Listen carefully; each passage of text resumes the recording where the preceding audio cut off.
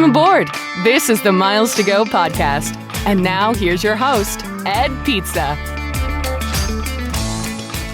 Hey guys, welcome back to the Miles to Go podcast. Man, we have a ton of stories today. I don't know if we're going to get through all of them, but we've got a question from the Slack community on Hyatt Guest of Honor bookings, as well as another question about the Alaska Airlines Hawaiian merger. We've got some really interesting numbers about credit cards from View from the Wing that we want to dig into a little bit. The Hilton SLH partnership, we're finally starting to get some details there. And we're also probably going to have a ding because Bilt will have a new announcement by the time this episode goes live. So a lot of stuff there. I can see that Kerr has the Goofy mug out, so I know he is ready to drive this week. If you're not watching on video, this is what you're missing out on. You're missing out on dad jokes served fresh daily. Mr. Kerr, how the heck are you? Pretty good, man. It's great to be home this week and not on the road to New York City. But I will be on the road next week to one new destination. And by new, I mean I haven't been there in about 12 years. And then another not so new destination, but returning to Music City in Tennessee. Music City. Yes, and I know that newish destination that you haven't been in 12 years is Detroit. I have been to Detroit a fair number of times over the years. I cannot find a hotel because of the reason I'm going, which is the NFL draft next Thursday or the day after you're listening to this. So if I still don't have a place to stay by the time you're listening to this, I may not be going, but I am going to check out a Marriott Bonvoy moment with the great people of Marriott and Bonvoy and meet some NFL players and maybe some prospective NFL players in Detroit, which would be kind of cool. So I'm excited about it. I like it. And I bet you there's a listener out there that would let you shack up on their couch. So if you're listening to this the day before the NFL draft and you live in the Detroit metro area, you should ping Kerr and send him a picture of how comfortable your couch is. You should probably send that to Mrs. Kerr first, and then she'll give the okay for the couch. It's not going to be my call. No? That's really surprising. Yeah. All right, well, let's get some housekeeping out of the way. First off, if you want to text us or leave us a voicemail, 571-293-6659. On social media, he is at KerrPoints on all of those places. I am at Pizza in Motion. And on TikTok and Instagram, you can find the Miles to Go podcast. Emails to get it done at ed@pizzainmotion.com. And since we're going to roll right into a Slack question, also just a quick tease on our Slack community. A few bucks a month, you can be a part of our community. We've got a bunch of different channels where myself and other travel gurus answer questions. Some great people in that community. We've got weekly happy hours, or as many weekly happy hours as my travel schedule will allow. And I've got some meetups coming up as folks in the Slack community keep poking at me saying, hey, Ed, you need to say what weekend we're having our next meetup. So I'm on it, folks, trying to figure out the track schedule. All right, so we had a brief technical glitch there, and in the world of video, that means Jeremiah probably had to do a little bit of stitching, but here we are back after having talked about the Slack community with a question from the Slack community, and this has come up. I really need to go blog this so folks have clear instructions on it, but the general gist of it is, and let me read this from our member Scott. I just tried to book a Hyatt Globalist guest of honor booking for a friend, thinking that since it's online now, it should be a piece of cake. I was wrong. When you book it, it never asks for the guest name, so it gets booked in your own name, and then you have to call up and have them add the guest of honor's name. So a couple things here first. The thing that I learned pretty quickly with the new Hyatt stuff, and you and I talked about this a little bit recently, the app workflows are much better than the desktop workflows. And I don't know if that's based on the fact that desktop workflows had to be built on like legacy stuff, and they built new stuff for the app, but I've booked a guest of honor and I've transferred a guest of honor from the app, and it was disgustingly easy. In fact, I gave one to our buddy Julian for his Hawaii trip, and it was like 3 clicks on my side. It matched his Hyatt number, and then he got an email alerting him to his account. He was able to book it pretty easily. So I think at least at the short term here, my advice would be to use the app for functions like this, but I'm also curious what you're hearing, Mr. Kerr. Something I was thinking about yesterday with a few tools that we use in the day job that nobody ever gives you instructions. There's just like platforms and things out there, and then you got to go figure it out, which this was actually a very easy mistake to make from our member here. So like none of this stuff these days ever comes with an instruction manual, which is like I think that's just in out a little bit, hey, this is how this works. And maybe they did, I didn't see it, or like a little pop-up when you go into the new app experience for the first time of like, hey, here's how it works, which is you have to transfer that certificate online to the person who's going to book the guest of honor benefits. So I think it's a very easy mistake to make, but that's how it works. You go log into your account. Underneath my awards, you got guest of honor certificates. Put in the person's name and World of Hyatt number that you want to transfer it to, and then they can make the booking themselves and just attach that certificate and get your globalist benefits. But yeah, no instruction manuals here. You got to go figure it out. Yep, for sure. And I think yeah, I do wish programs had better instructions. I also just feel like, like I said, I feel like the website is probably a little bit of a shortcoming here. And like Hyatt IT has never been what I would call stellar. I do think the new stuff that they've built for this in the app is significantly better than previous iterations and works really, really well. I haven't tried everything yet in terms of all the new gifting options, so I'll be continuing to do that over the next handful of months. But I have found Guest of Honor gifting really easy in the app. Thanks for the question, Scott. I want to talk a little bit about Hilton now. You and I talked a little bit about this offline. So, Hyatt had a partnership with SLH for, call it, the last, 6 or 7 years? 2018 is when it launched. Read that this morning. Yeah, so 6 years. And Hilton sort of, swooped in about a handful of months ago and took that partnership from Hyatt, but without a lot of details. And while we still don't have all the details now, there are a few bits and pieces that have come out. So published yesterday as the day of recording that Greg from Fruitquist Myler had with somebody at Hilton. It looks like we're getting closer to some sort of integration, although it doesn't look like it'll be prior to summertime. So Hilton has confirmed, I think probably the most important detail here they've confirmed is that these properties will fit within their existing structure, which means that a standard award night will top out at 150,000 points. So based on your use of SLH when it was with Hyatt and the couple pieces of information that we have here so far, I'm curious what your early opinions are on the integration between Hilton and SLH. Yeah, when they announced this partnership, I think we figured that standard nights at SLH properties would be over 100,000 Hilton points per night. So this kind of checks in with that. It also says, I think when they launch this summer, it'll only be about 20% of the SLH properties to start, which is small luxury hotels of the world. If you're not familiar with SLH's little boutique properties. And what I really like is it just expands the footprint of where you can use traditional hotel points, because there's a lot of cool SLH properties in locations where there's not like a traditional Hilton or a Hyatt. So this kind of checks with chart. I would expect these to not be around 100,000, but closer to 150,000, which again is just a lot of Hilton points.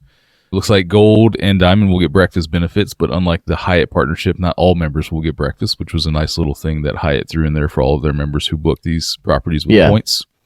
So we'll just see when they come out. I think you and I both stayed at some SLH properties and had good experiences. So the first thing I'm going to do when it launches is go and check the properties I stayed at, and I know how many Hyatt points I paid for them, including recently here in Barcelona just a couple months ago, and see, how many Hilton points it's going to cost. So I was a little confused. It's like lauded by good news, and like I think the loss of the breakfast benefit for everybody, and then I think closer to 150,000 points per night. Not necessarily, good news here, but it's not bad news either. So, I guess we'll wait and see for, I think it said midsummer at the earliest for these to go live on Hilton.com. Midsummer, and also not the full slate of properties yet. And so we're talking about 100 hotels that are coming on board. And there's some interesting stuff that I can't quite get into yet about this, but we should be able to talk about on next week's episode based on some news that's coming down the pike that should affect which SLH properties are going to be available. But I think the intrigue, Mr. Pizzarello. I know you like intrigue, don't you? Sorry, Piazzarello. Piazzarello, yes. At Instagram on at piazzarello.com. You figure out how to spell it. Create the account. Yeah. The one point that I think Greg made that I think is probably a good news piece for Hilton fans, which not necessarily makes it better than Hyatt, to be clear, but what will be beneficial for Hilton is that Hilton did confirm that fifth night free will apply on SLH bookings. So good news. Yeah. But I think what I think about there is, look, you have a day job where, loyalty is your thing and the program has to be profitable. So knowing how a lot of these SLH properties will likely skew towards the top of the Hilton chart because of what their ADR is, average daily rate, when you fold in fifth night free, it makes these redemptions more expensive than a lot of the rest of the award chart. And so I just think we're going to see that reflected in the per night pricing, if you will, of a lot of these resorts. And I wouldn't be surprised if they end up higher net when you compare the value between like a Hilton point and a Hyatt point. Tell you the thing I'm more curious about there is it was a little bit difficult for a lot of SLH properties to find award space in the first place with Hyatt. So finding 5 nights in a row with, I'm just curious to see if that kind of transfers over to Hilton as well. I hope it's the same. We're just a base room available, but of course every hotel and every program plays games with what the base room is and when it's available. But I don't recall too many times with SLH properties and Hyatt having 5 nights available. And then some of the most sought after properties never having or rarely having award nights available. So curious to check that out as well and see what kind of rails they put in place. Yeah, and I think this is where the Hilton program has an advantage over the Hyatt program. We talked about it when we did our Evergreen episode on Hilton, but I would expect here that there will be more than just standard room types available via Hilton's website, in that Hilton will price those redemptions as more of a revenue-based sort of redemption, and they'll align the rates with whatever the categories were. We see that now with certain properties, across the Hilton spectrum, where other room types are available. Sometimes they can be wickedly expensive in terms of the number of points, but there are more room types available. Yeah, and also the points in cash as well. So if you don't have 150,000 points, use a little slider, or I think they call it points plus money. Sorry, officially not. Everybody's got a different name for that thing, yeah. Yeah, trying to use the right thing here, because actually one of my pet peeves in the day job is if a non-travel person from the day job is joining a call and they call a currency by the wrong nomenclature. So if they're calling points miles, or they're calling miles points, it drives me nuts. So I try and... Oh, you're that guy. I don't say anything about it most of the time unless it's an egregious violation. But, you just got to... if you're gonna speak in front of the partners, let's use the right nomenclature here. Just some professional courtesies there. Yeah, that was a real long tangent for points plus money. But, hopefully that's available for SLH as well with Hilton. That would be an advantage. and another time where Kerr throws down the egregious, so we know it's bad after that. We need a noise for egregious at some point. I said I don't say anything to my coworkers unless it's like, hey, we're talking to an airline, and then they're like, well, some airlines are points. I'm like, good job. Just Google it real quick before we get on the meeting. All right. Yeah, and don't call them Avios points. Just call them Avios. Yep, exactly. They're not miles. So when we get into all these little conversations, now people are nervous when they get on meetings with me, and they're like, what are these? I'm like, they're just Avios. Don't say points or miles afterwards. They're just Avios. And they're like, what's an Avio? Yeah, the poor nervous 22-year-old intern is making scrabble notes, and I'm like, it's okay, man. Don't worry. One more little bit on Hilton. They have released their most recent promotion as of last week. Double points for stays through the summertime. I tried poking around a little bit to look at older Hilton promos. It's better than the most recent Hilton promo we had, but not as good as the Hilton promos that we were seeing over the past handful of years. I'm curious what you think about double points and where this sits when we think about, where we think travel demand is and all that. Well, what did you find? Did you find I think they did triple points last year, right?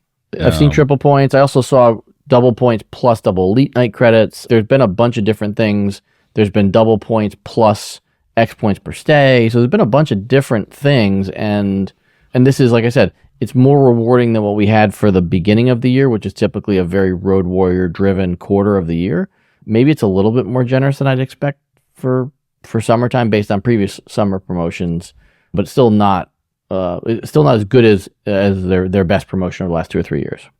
So on its own, it's not enough to tell me anything about larger trends or anything like that. I think it's just another quarterly promotion that most hotels do. I have gotten additional targeted promotions from both Hilton and IHG this week, where it's like, I think Hilton was 4,000 bonus points on your next stay, on top of the double points, on top of, credit, like you can earn a lot of Hilton points.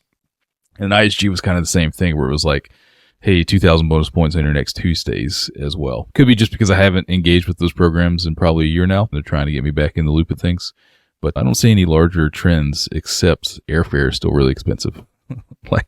Did you get targeted for the double nights IHG promo that I've seen rolling around? Did not, but I'm already IHG Diamond, so I don't know if that's going to folks or not yet. I didn't get it either, so. But I don't think I have IHG status right now, though I don't know the last time I logged in to look. So yeah, I mean, when I look back through the history and I think about where we've come, like to your point, it's one data point on a spectrum of things, and airfare still seems really high to me. But I haven't seen anything that I would call really aggressive for hotel promos, and I would have imagined at some point that things would have started to slow down.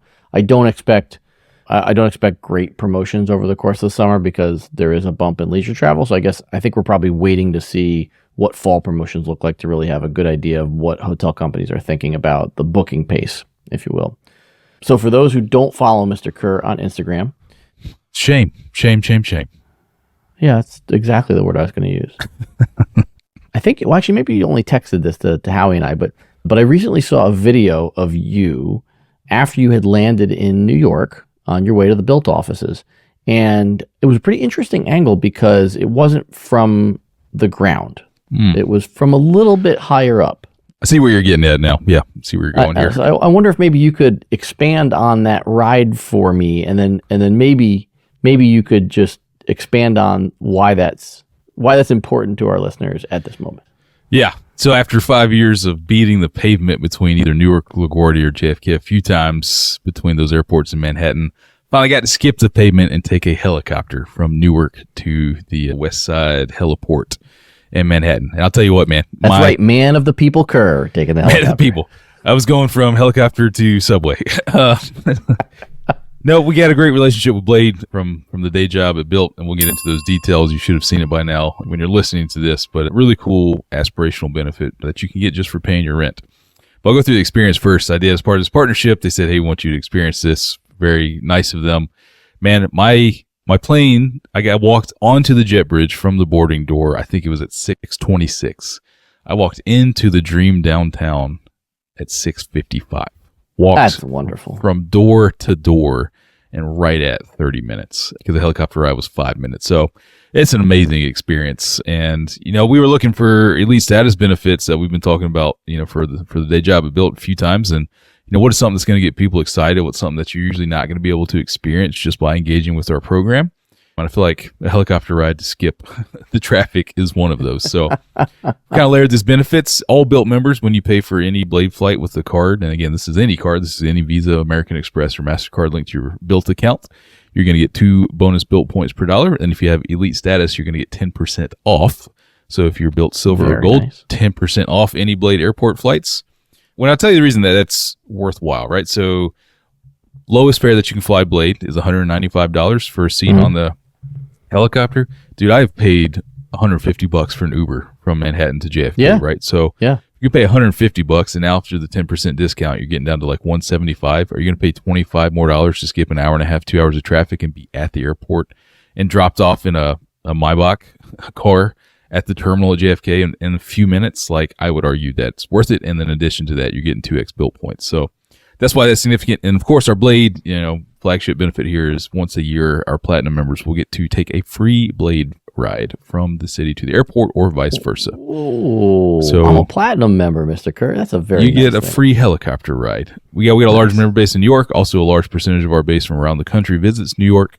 And we want to get people a way to, perhaps get that special moment with the loved one, significant other friend that they're trying to do a little surprise. If you're flying off on your bachelorette party, let's take a helicopter. And, if not, you're just looking to skip the traffic and make life more convenient, then you can do it now. So having done it myself and literally walking off the plane and into the hotel in 30 minutes versus what I've done for the last 5 years was just amazing. And then the av geek inside of me, if you're taking off from Newark, man, you got to get up in the altitude quick so that you get over the arrival and departure pass of the airport and you fly right over the runway. So like you take off from the FBO over there, and then you're just up quick right over the terminal, an amazing view of all the United planes, and then you ride over the river and into the heliport. And man, it was I can see why people who have this kind of disposable income take advantage of it. So really excited about this partnership. We have some really cool things that all Bilt members will be able to participate in later this summer. If you look at some of the things that Blade does every year, it's pretty cool. So excited to get this one off the ground, as they say. Oh, there it is. There's the dad joke at the end. And I am pretty excited to know that I'm going to be able to get a free helicopter ride. I've actually had a couple shots at taking Blade, but unfortunately had bad weather both of the times I had it scheduled. So still haven't managed to take it, but pretty excited to see it coming up. And I'll tell you, Mr. Kerr, I don't know if you know this, but with all those Bilt members that don't live in New York, traveling to New York City very often, I just wanted to share with you that that's because New York City is the greatest city in the United States, and that's why people are traveling there so frequently. Okay. Certainly an opinion. All right, let's close out with two quick hits, even though we could probably spend 30 minutes on the next one. Yeah. Our buddy Gary Leff, View from the Wing, published this article about the various loyalty programs and their monetization of their members. There are a couple of different factoids, and the first one I'm going to pull up, which is fascinating to me, is that according to these numbers, 30% of all active SkyMiles members, and active is the key number there just because there are tons of members who aren't active, but 30% or 7.5 million SkyMiles members carry at least one Delta credit card. That's an incredible number. That's a lot. For people who have no perspective in this arena, right? Getting 30% penetration of your product in there, especially for as competitive as the credit card market is, that's huge. That shows the brand affinity that Delta flyers have, something I know well, being here in Atlanta and being the only guy not to fly Delta, apparently. But that's huge. And, Gary goes on to allude to the stat that's put out every year of 1% of American GDP is put on Amex Delta cards. It turns out that's not quite right, but it is a significant amount of spend. But larger hypothesis here is like, how do you get more than 30% of your active members to adopt? Like, I don't think that's why the number is so fascinating. Right? Yeah. And then again, it goes back to Gary's hypothesis of like, have they saturated this? Like, can they get any more members? Can they get any more cards in members' pockets, or do they just stop focusing on acquisition and focus more on share of wallet spend on these products? So, like you said, you sent it to me, really interesting. I hadn't seen this article. You can see the things Delta's doing. If you sign up for SkyMiles in flight, you get free Wi-Fi, which I'm sure people are taking advantage of, and now you're on the email list, and now you got a lifetime value associated to you. But I don't know. What do you think Delta should focus on going forward with these kinds of numbers? Yeah, I mean, Gary made a good point that they're trying to add members to the program because they believe, from a top of funnel standpoint, that they could take some percentage of those people and move them down the funnel to hold a credit card.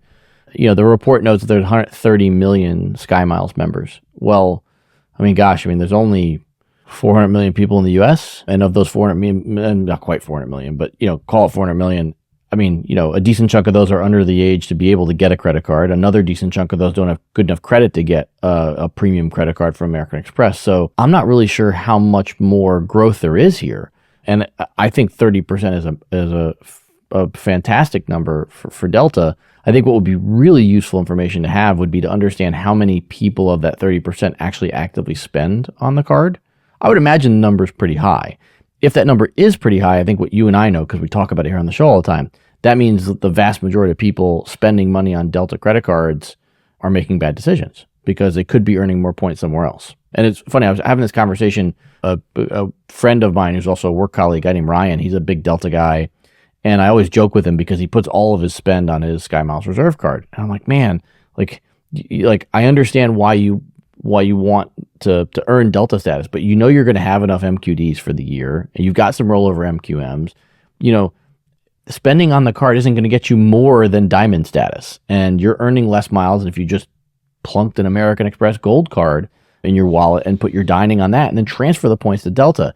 And it's funny because I love him to death, but he's like, he'll plunk the card down in front of me because he wants to get a rise out of me. He's like, I just do this to make Ed mad. I'm like, hey man, they're your miles. If you want to earn less of them, they're your miles. It's the age-old problem of complexity, and people just don't want to deal with that extra step of transferring over. If that's the case, then Delta's got a solid piece of embedded business here. They do. The other stat that I read here, back to your point of, do people spend on it? Gary reports the average card member spends $22,400 per year. But I agree with him. That's not very interesting. It would be much more valuable to see the median, because I'm sure you have people way at the top that are just skewing the average huge compared to what the median spend would be on those cards. And that is a number that I would be very interested in, as well as, man, what percentage of those people do you think are revolving? Probably a sizable portion that's making American Express a lot of money. Yeah, and you talk about the median versus the average. I have counted 2 Delta credit cards in my wallet, 2 Delta SkyMiles Reserve cards, and I know how much I've spent on them in 2024. Whatever that dollar waiver thing they changed in order to get the rollover things, or zero, either one. Yeah, it's the latter. It's zero. Or zero. It's the or zero. So yeah, it'd be really interesting to see what the spread looks like on this. I think there's one other not more important, but one other important piece from the numbers. I mean, lots of important pieces, but one other thing that I was fascinated by when I looked at these numbers that Gary shared. So again, I'm having trouble wrapping my head around this. Southwest earns more off of their loyalty program than United does. I mean, think about that for a second. I saw that. Southwest fans are Southwest fans, right? A lot of people think Fly United out of they got to fly United, but I don't think anybody's, if you say something bad about Southwest on social media, there's going to be Southwest fans jumping all over you. You say something bad about United, there's going to be 20 people piling on and going, yeah, United, whether deserved or not.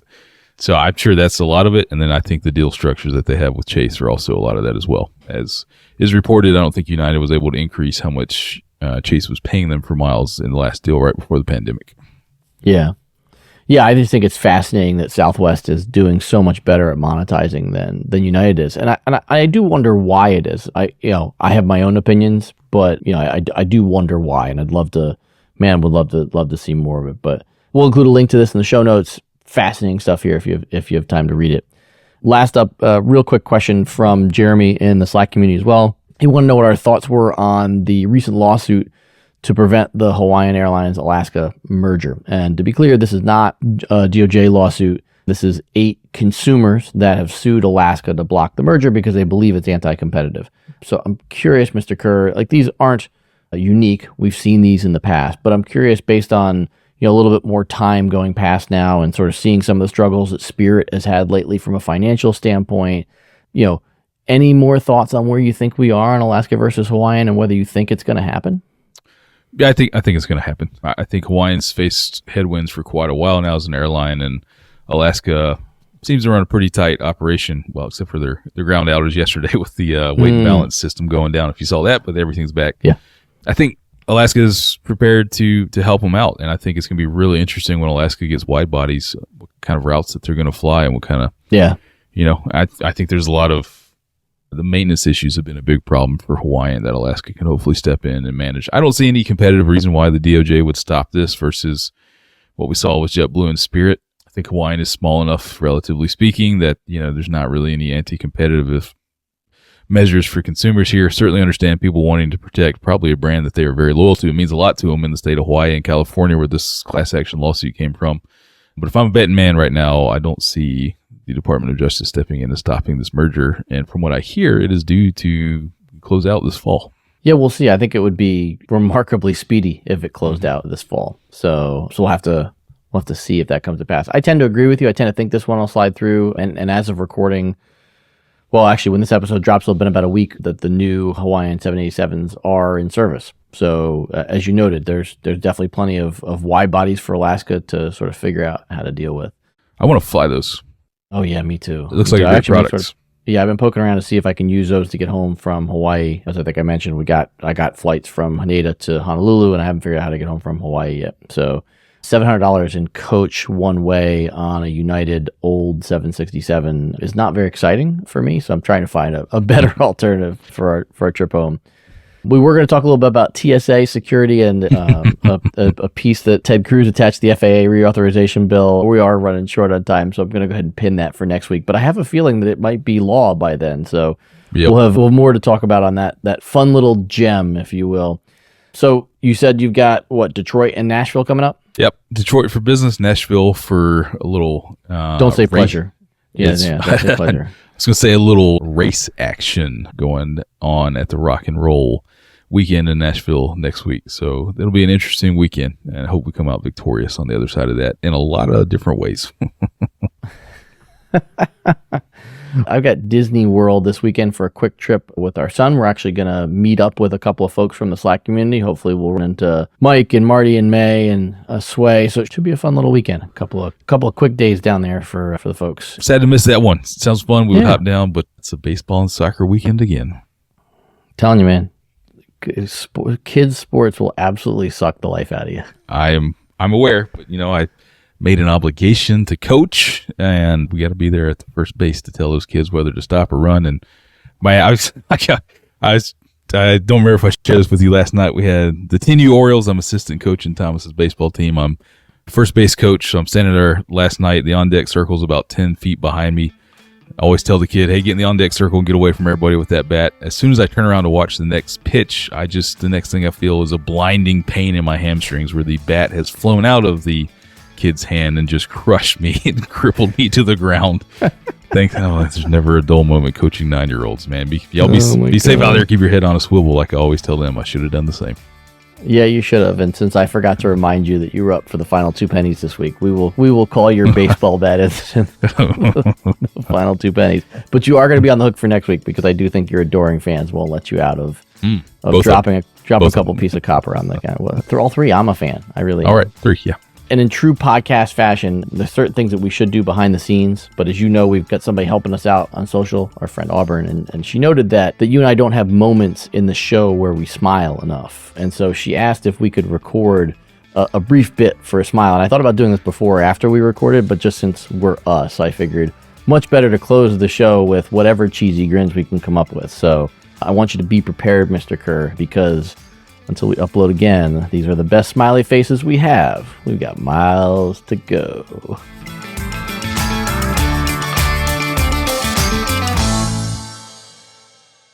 And we're back here on the Miles to Go. And we're back on the Miles to Go podcast. Bienvenido down to the Miles to Go.